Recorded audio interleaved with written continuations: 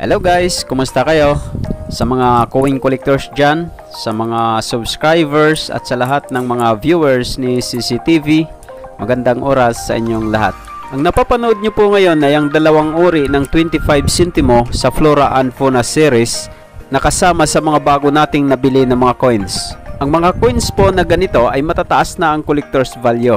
Kaya sa video ito ay papakita natin ang collector's value ng dalawang baryang ito. Kaya guys, panoorin niyo hanggang sa dulo.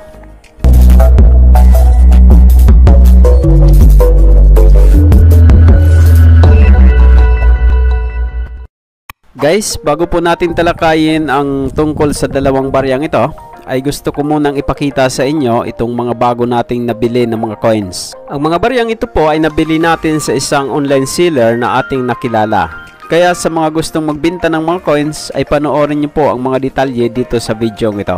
Itong nakikita po ninyo ngayon guys ay ang dalawang uri ng 25 centimo sa Flora and Fauna series.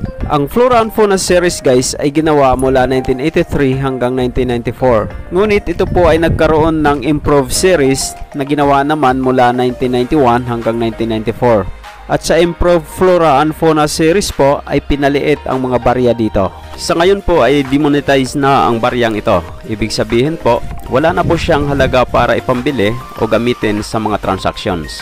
Ngunit kahit demonetize na po ang baryang ito, ay may halaga pa rin ito para sa mga coin collectors na katulad ko. Sa katunayan po, habang tumatanda ang isang barya, ay lalong tumataas ang kanyang collector's value. Sabi pa nga ng isang American writer na si Kate Klesa, "Just like old librarians, old coins are often more valuable than they appear at face value." Ngayon naman guys ay bahagya nating titingnan ang mga katangian ng baryang ito. Ang dalawang baryang ito po ay parehas 25 centimo ng Flora and Fauna series. Ngunit kapansin-pansin guys na malaki ang diferensya ng kanilang size. Itong hawak natin ngayon, ito yung large type na ginawa mula 1983 hanggang 1990. Ito po ay may composition na brass. Mayroon siyang bigat guys na 3.9 grams at ang kanyang diameter ay 21 millimeters. Itong isa naman po ay ang small type 25 centimo ng Flora and Fauna series. Ito po ay mayroong bigat na 2.24 grams at mayroon siyang diameter na 16 millimeters. Sa overs naman po ng dalawang baryang ito ay makikita ang image ni Juan Luna at sa kanilang reverse ay parehas makikita ang Philippine butterfly. Panghuli natin na pag-uusapan guys ay kung nasa magkano na ang collector's value sa baryang ito. Sa aking pagre-research guys ay magkakaiba ang mga presyohan.